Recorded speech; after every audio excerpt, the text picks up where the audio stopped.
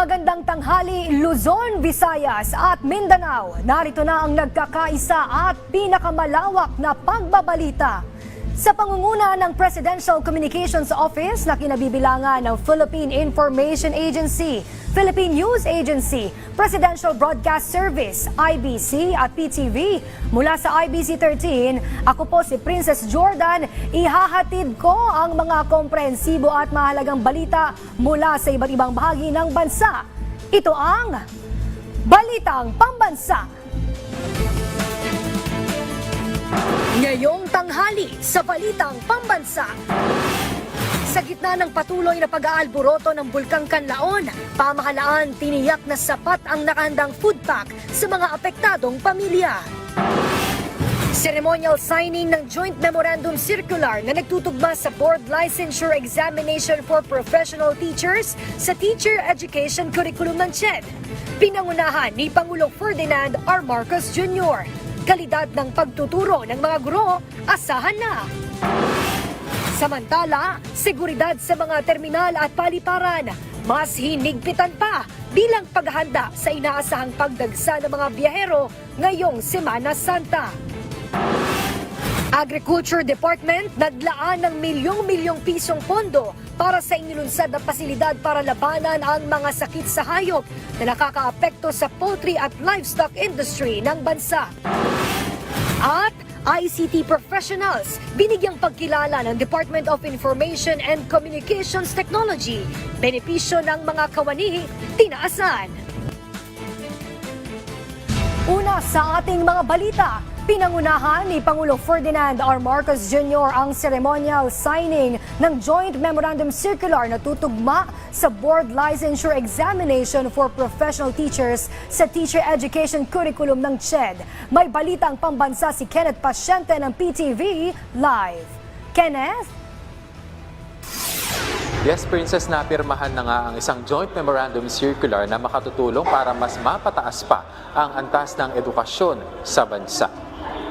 Mismong si Pangulong Ferdinand R. Marcos Jr. ang nanguna sa ceremonial signing ng Joint Memorandum Circular na nagtutugma sa Board Licensure Examination for Professional Teachers sa Teacher Education Curriculum ng CHED. Sa pamamagitan nito, Princess, maiaakma na ang licensure exam para sa mga guro sa curriculum ng Teacher Education upang masiguro na ang pagsusulit ay sumasalamin sa mga kakayahang kinakailangan para sa epektibong pagtuturo na nakabatay sa policies, standards, and guidelines. Giit ng Pangulo, napapanahon ang reformang ito para maitaguyod ang kapakanan ng future teachers sa bansa na magre-resultaan niya sa pagpapalakas ng kakayahan ng mga guro na linangin ang mga kabataan. Paraan din anya ito na matugunan ang mababang passing rate sa licensure examination for teachers dahil hindi akma ang kanilang espesyalisasyon sa pagsusulit. Kaya dahil sa JMC, magkakaroon na ng hiwalay na pagsusulit para sa elementary education, secondary education at iba pang espesyalisasyon gaya ng early childhood education at special needs education. Education unlocks the boundless potential of every Filipino. Thus, we must also embrace this profound truth. Teachers shape our nation's future. I go even further than that. Teachers shape our nation. They lay the foundations upon which generations can stand and rise. You inspire minds, you mold character, you nurture dreams. Today, with the signing of this Joint Memorandum Circular aligning the Board of Licensure Examination for Professional Teachers, or BLEP, with the Teacher Education Curriculum, we now put this principle into action. The landmark reform embodies our commitment to ensuring that every Filipino teacher is equipped with the skills and tools needed to teach with depth, with clarity, and with purpose. It is a vital step towards raising the quality of education for our present and, most importantly, our future generations. Princess, nakatakdang simulan yung mga specialization examination na yan sa Setyembre para mapaghandaan ng mga eskwelahan. Princess. Maraming salamat, Kenneth Pasyente ng PTV. Nakatakdang dumating naman sa bansa ngayong araw ang French Minister Delegate na si Laurent Saint-Martin para sa kanyang 2 araw na official visit. Dito ay nakatakdang makipagpulong si Saint-Martin sa mga matataas na opisyal ng ating bansa para talakayin ang ilang aspeto ng bilateral relations sa pagitan ng France at Pilipinas, partikular yan sa economic sector. Makikipagpulong rin ito sa mga malalaking conglomerates ng bansa at mga miyembro ng Philippine business community, pati na rin sa mga kinatawan ng French companies at French community na nakatira sa Pilipinas. Gaganapin rin bukas ang France-Philippines Business Forum kung saan makakasama nito si Department of Trade and Industry Secretary Cristina Roque. Kasama rin sa kanyang pagbisita ay ang paglagda sa ilang bilateral engagement kasama ang Department of Transportation, pati na rin ang partnership sa pagitan ng mga pribadong kumpanya at transportation sector. Handa na ang Parañaque Integrated Terminal Exchange o PITX sa pagdagsa ng mga biyahero ngayong Holy Week. Sa panayam ng Radyo Pilipinas, sinabi ni PITX spokesperson Jason Salvador na hindi bababa sa 2.5 milyon ang mga pasahero ng PITX. Tiniyak naman ito na buong puwersa magsisilbi ang kanilang tauhan, katuwang ang mga ahensya ng pamahalaan para sa mahabang holiday break. Kabilang sa mga tututukan ay ang roadworthiness ng mga babiyahing sasakyan at pagsasagawa ng random drug testing sa mga driver at konduktor. Ay nakalatag na po lahat ng ating plano para paghandaan at salubungin itong mga kababayan natin na magsisipagbiyahe, yung mga galing Metro Manila patungong probinsya at ganun din yung mga taga-probinsya na nais naman lumuwas dito sa Metro Manila. Mas paiigting pa ng PNP ang seguridad sa mga simbahan at iba pang matataong lugar sa Iligan City ngayong Semana Santa at summer vacation. May balitang pambansa si Sharif Timhar ng Radyo Pilipinas, Iligan. Ilang araw bago ang Semana Santa, nagsimula ng postehan ng mga pulis ang mga matataong lugar sa Iligan City. Bahagi yan ng Oplan Ligtas Sumvaca ng Philippine National Police para matiyak ang kaligtasan ng publiko, lalo na ang mga mananampalataya na makikisa sa mga aktibidad ng simbahan o bisita iglesia. Naatay summer vacation na Oplan Sumbac. We have already identified kaning mga simbahan nato for possible nila na mga activity. Ato na silang gipangadtuan. At dahil magsisimula na rin ang bakasyon ng mga estudyante, mahigpit na babantayan ng mga pulis ang mga pasyalan at mga lugar na madalas puntahan ng mga turista at bisita.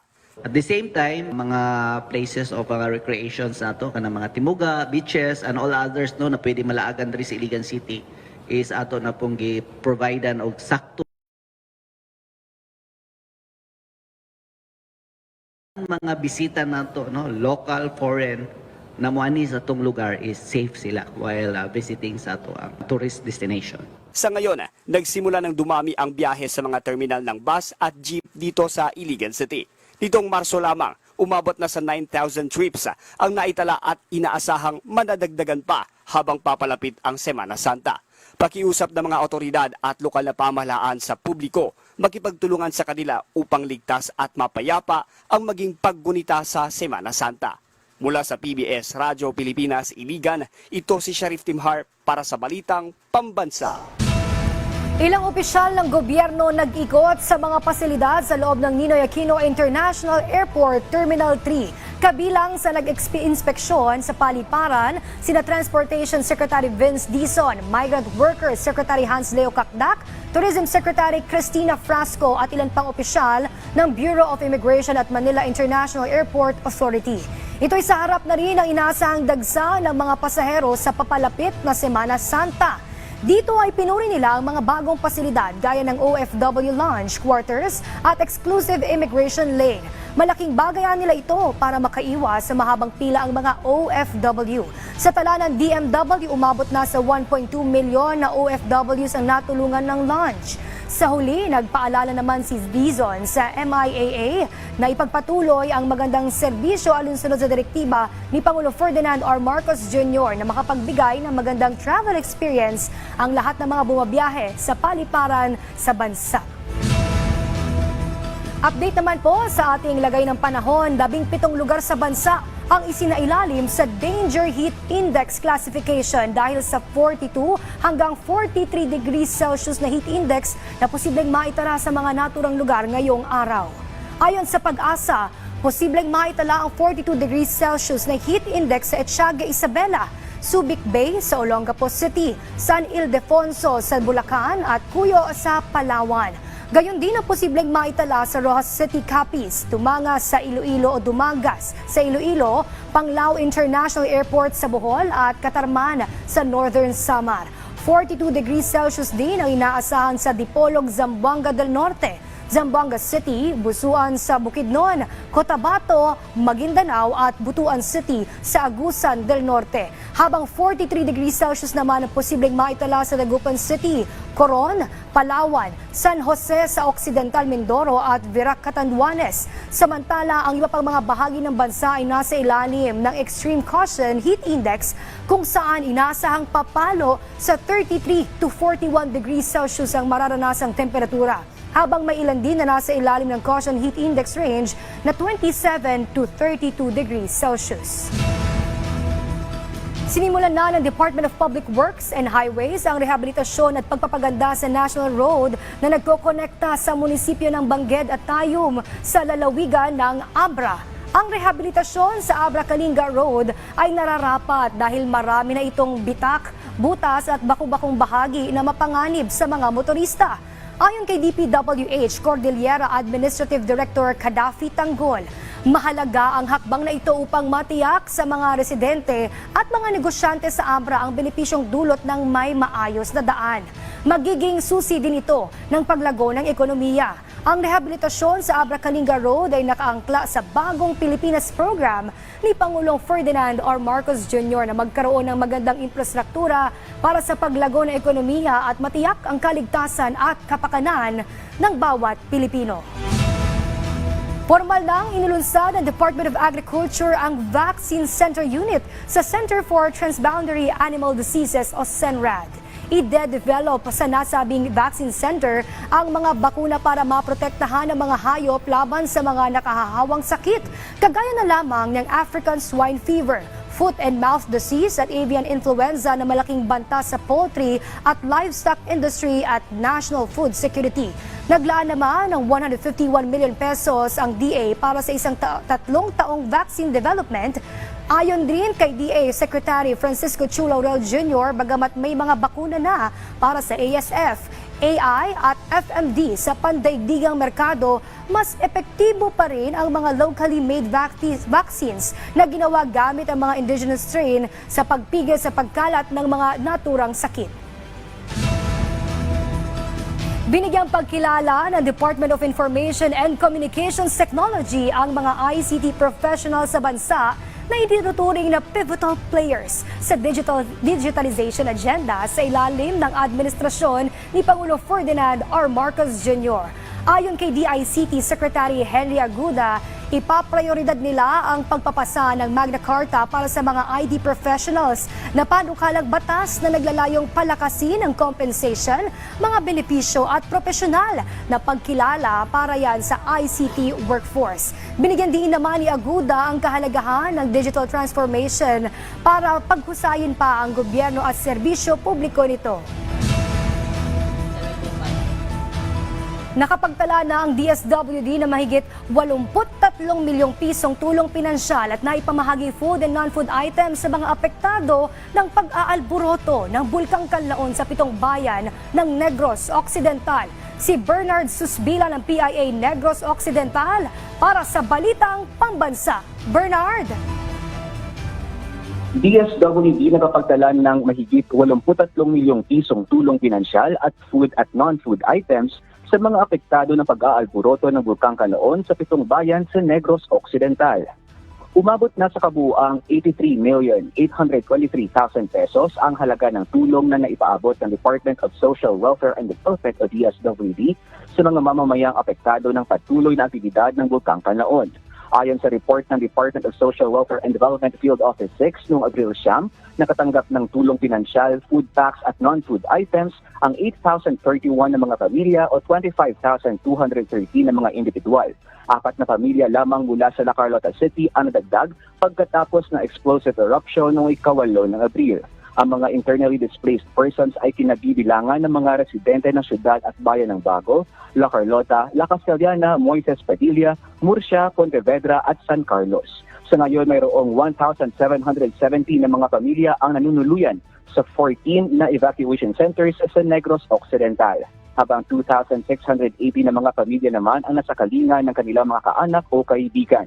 Sa isang statement ni DSWD 6 Regional Director Arwin O. Razo, nakahanda ang ahensya na magbigay ng karagdagang ayuda sa mga apektadong pamilya.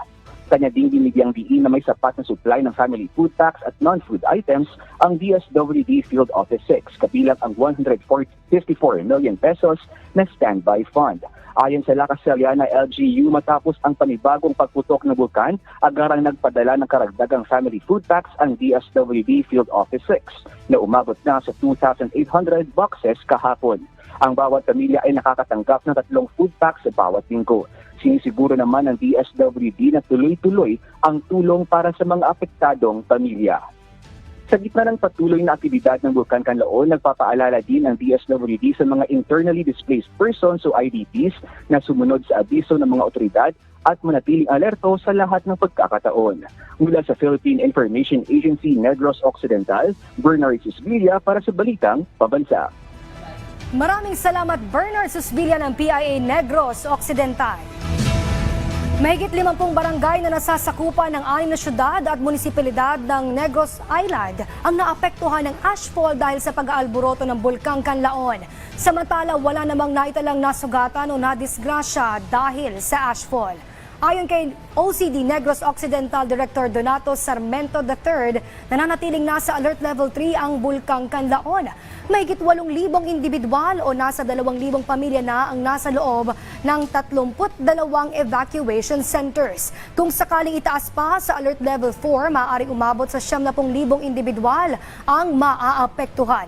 Kaya pinagpaplanuhan na ng OCD kung saang evacuation center maaaring dalhin ang mga apektadong residente. Tiniyak naman ng ahensya ng pamahalaan na sapat ang mga food items na inihanda para sa mga apektadong residente. Namamahagi na rin ng OCD ng face mask at nalilinis na rin ang daan sa kahabaan ng La Carlota City. Nagpaalala naman ng OCD Negros Island sa mga residente na manatiling alerto at makipag-ugnayan sa LGU. Yung source ng tubig, especially sa La Castellana at sa La Carlota, tuwing puputok o may aktibidad itong bulkan, ay tumitigil yung source of water. Natugunan naman po ito ng ating provincial government sa Negros Occidental, kung saan nagpadala sila ng water filtration trucks nila. Yung Red Cross ay nagpadala din po na patuloy din po yung pag-supply ng potable water. At ang ating central office ay naghahanda na rin ang central office na ay naghahanda na rin para mag-augment ng pag-supply ng potable water. Nananawagan ng Department of Social Welfare and Development sa mga nais mag-volunteer o tumulong sa pag-repack ng mga family food packs sa National Resource Operations Center sa Pasay City. Ayon kay DSWD spokesperson Assistant Secretary Irene Dumlao, sapat pa ang supply ng family food packs ng ahensya na nakastockpile na as of April 10 ay nasa mahigit 2,700,000 pa. Habang sa Negros Island region ay mayroong mahigit 152,000 family food packs na nakastockpile. Aniya, ngayon ang oras na dapat magpamalas ang mga Pilipino ng bayanihan para matiyak ang mabilis at matiwasay na paghatid ng tulong sa mga nangangailangan nating kababayan. Para sa mga interesadong mag-volunteer, maaaring makipag-coordinate sa mga contact person na makikita sa inyong screen. Ang mga nais mag-volunteer ay dapat magsuot ng komportableng damit at sapatos at magdala ng sariling tubig at pagkain. Nakaalala yung pamahalaan sa pamilya ng 2 Pilipinong nasawi sa lindol sa Myanmar. Pagtitiyak naman ng DFA, tuloy ang paghahanap nila sa 2 pang OFWs na nawawala. Si Joy Camarga Brido ng Radyo Pilipinas para sa Balitang Pambansa. Kinumpirma ng Department of Foreign Affairs na natagpuan na ang mga labi ng 2 sa 4 na nawawalang Pilipino sa magnitude 7.7 na lindol sa Mandalay, Myanmar. Sa panayam ng Radyo Pilipinas, sinabi ni DFA Director Catherine Alpay na nakipag-ugnayan na ang pamahalaan sa pamilya ng 2 OFWs para maiuwi sila sa Pilipinas. Doon po sa nabalita ang pag-collapse ng Sky Villa dun po sa rubble ng Sky Villa, na-discover na po ang kanilang mga labi at na-identify po ng ating mga colleagues sa NBI, na-identify po sila at na-communicate na rin po sa families. Pagtitiyak ng kagawaran, gagawin ng pamahalaan ang lahat para mahanap ang dalawa pa nating kababayan. Bukod dyan, sanib-puwersa ang mga ahensya ng pamahalaan para matugunan ang mga pangangailangan ng mga Pilipino na nirelocate sa Yangon mula sa Mandalay. Meron din po tayong transportation service for relocation, temporary accommodation, meron din tayong financial assistance, and so far po, wala pa po yung talagang maramihang professionals ng ating DSWD and DOH. Parating pa lang po. Dadalhin ko po sila din sa Yangon. Pupunta din po kami doon. Sa ngayon, patuloy ang counseling ng pamahalaan sa mga apektadong Pilipino para makarecover sa pinsalang idinulot ng lindol. Kaya hiling ng DFA panalangin at tulong para sa mga kababayan nating Pilipino at sa buong Myanmar. Mula sa Radyo Pilipinas, Joy Camarga Brido para sa Balitang Pambansa. Nanawagan ng RACO o RACCO Eastern Visayas sa publiko na magmatsyag laban sa online child trafficking matapos maharang kamakailan ng dalawang insidente sa Northern Samar at Dagami, Leyte. May paalala naman ng mga otoridad para maiwasan ito. Si Alet Reyes ng BIA Leyte para sa Balitang Pambansa. Nanawagan sa publiko ang Regional Alternative Child Care Office o RACO sa Eastern Visayas na mas maging alerto sa mga insidente ng online child trafficking habang hinimok din ang mga mamamayan na kaagad na magsumbong ng mga online at social media content na nagsasamantala sa mga bata. Ito'y matapos na maharang kamakailan ng RACO 8 ang dalawang insidente ng child trafficking sa Northern Samar at sa Dagami, Leyte. Nasagip ng mga otoridad ang isang sanggol at isang paslit mula sa iligal na pagbibenta sa San Roque, Northern Samar, samantala dalawang magkapatid naman ang nasagip ng RACO sa tangkang pagbibenta sa Dagami, Leyte. Nasa mga DSWD shelters na ngayon ang mga biktima habang hinihintay na sila ay legal na maampon. Binigyang diin ni RACO Officer in Charge Josamay Sidilio ang mahalagang papel ng suporta ng publiko sa pag-uulat ng mga aktibidad ng trafficking at pagpigil sa mga hindi tamang pamamaraan ng pag-aampon. The Barangay Council for the Protection of Children. Ito po ay lahat ng atin pong communities. Meron pong existing BCPC sa kanilang mga barangay. Yung mandate nila is to report this any incident na meron sa kanila directly to their LCPC or the local Council for the Protection of Children. Sinabi din ni Sidilio na kailangang malaman ng publiko na mayroon ng legal at mas maayos na proseso sa ngayon sa pag-aampon o ang pag-aalaga ng bata na pinangangasiwaan ng kanilang ahensya at mas mabuti ito sa halip na gumamit ng mga iligal na paraan katulad ng baby online selling at trafficking. Patuloy ang pagkikipagtulungan ng RACO sa mga tagapagpatupad ng batas, mga institusyong pang-edukasyon at mga lokal na komunidad upang palakasin ang mga kakayahan sa pag-iwas at pagtugon laban sa online child trafficking. Mula sa Philippine Information Agency Leyte, Alet Reyes, Balitang Pambansa. Iginiit ng ilang kongresista na napapanahon na talaga para magpasa ng mas mahigpit na batas laban sa mga bastos na politiko. Iyan ay sa gitna ng sunod-sunod na show cause orders na inilalabas ng COMELEC hinggil sa mga kandidatong nagbibitiw ng misogynistic o discriminatory remarks sa kani-kanilang pangangampanya. Si Gabriela Partelis Representative Arlene Brosas nanindigang dapat na itong maituring bilang ground for disqualification. Iyan din ani ang layunin ng bagong panukalang batas na kanyang inihain na tinatawag na Bawas Bastos Bill. Suportado naman ito ni House Deputy Majority Leader Erwin Tulfo at ng iba pang mambabatas. Lahat yan, bastos, anti-corruption, dynasty, fake news.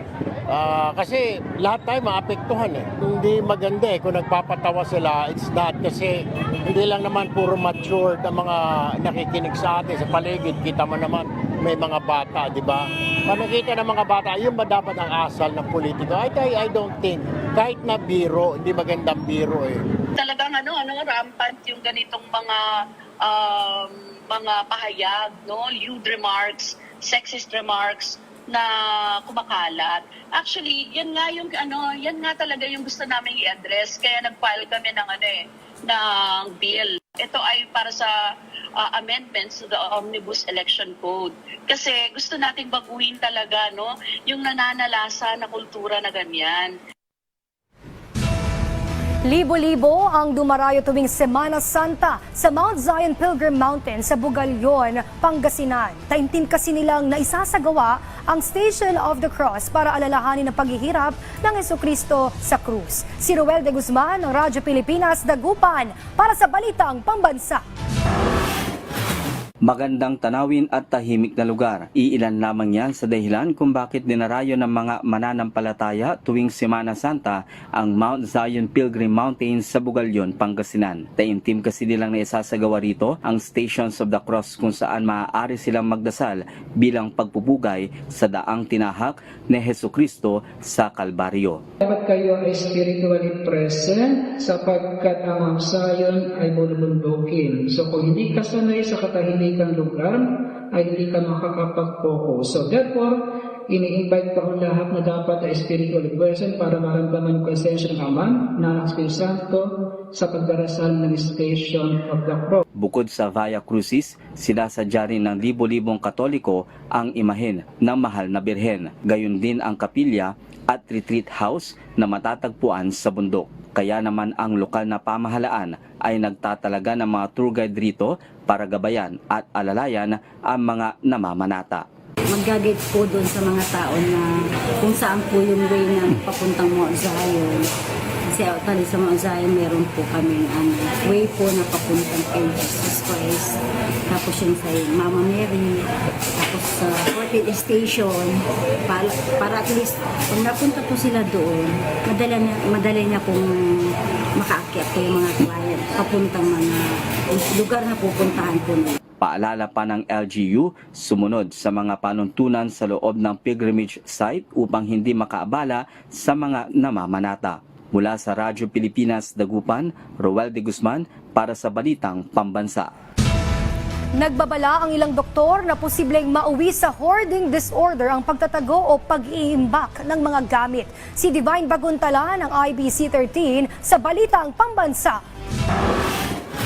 Bili dito, bili doon, kaliwat kanan na pangungulekta ng mga abubot sa bahay ang nakasanayan na ng mga Pinoy.